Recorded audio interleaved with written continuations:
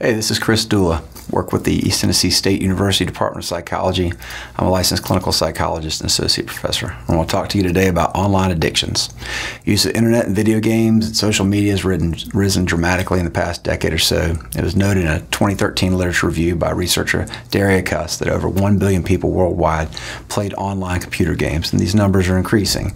With increased use, we also see an increase in the number of people who have problems with too much use.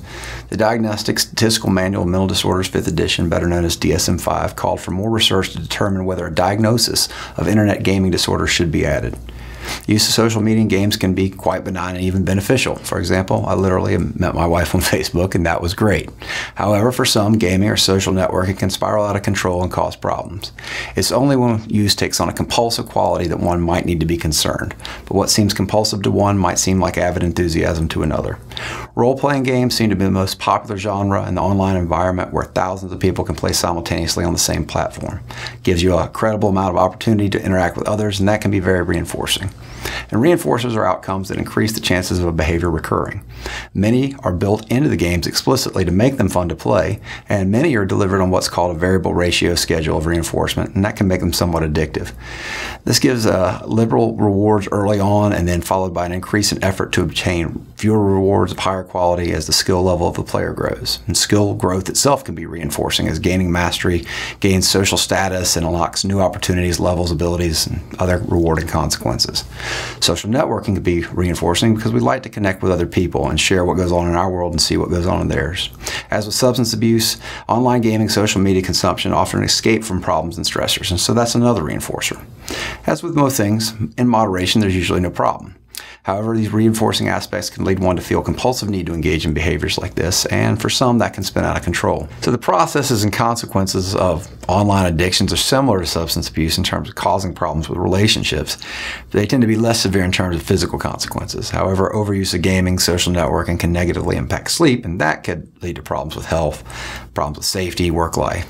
That 2013 Kuss review of the internet gaming addiction literature tells us that psychological consequences include, among other things, the sacrifice of real-life relationships, loss of sleep and problems with sleep, neglect of work, education and socializing, obsessions with gaming, aggression and hostility, stress and dysfunctional coping, deteriorating academic achievement, problems with verbal memory, and low levels of reported well-being with high levels of reported loneliness.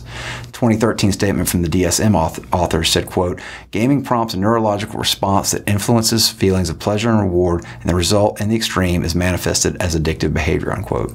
As Kuss pointed out, brain imaging techniques have shown that areas of the brain are similar to those that are affected by both addictions to substances and addictions to gaming. We have similar issues with negative patterns of behavior, and these seem beyond the control of the person affected. Another similarity to substance abuse is people don't seem to realize they have a problem. Denial of the problem is thus a quality shared by people with various addictions, whether substance abuse or pathological gambling or compulsive sexual activity, pornography consumption, kleptomania, etc. Same is true of gaming and social networking use. A common feature of addiction is a person experiencing an inability to control the impulse to do things or refrain from doing them, which are inappropriate or damaging to themselves or others. Some games are tailored to males, and a lot of the existing gaming addiction research is focused on males, but at this point there are 100 scientific studies on the topic in the literature, and there's surely more to be published soon. Yet many of the online games are equally appealing to males and females, and certainly social media appeals to people across sex, age, race, ethnicity, socioeconomic status, etc. And social networking addiction is also an emerging problem that's only begun to get scientific scrutiny. A quick search of the term social media addiction, social networking addiction yields only a handful of studies on the topics. Yet I predict we'll see more of these as social media and other forms of internet use become ever more prevalent. A similar search for internet addiction yields over 1,000 scientific works. And looking to science helps us to understand that which is difficult to grasp on a personal level.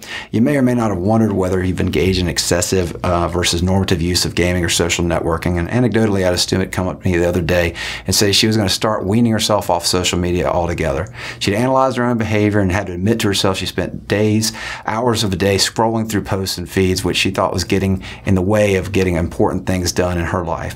And I work with people clinically who have had serious problems with, stopping gaming, literally spending most of their days and nights playing, and that caused great difficulties for their significant others.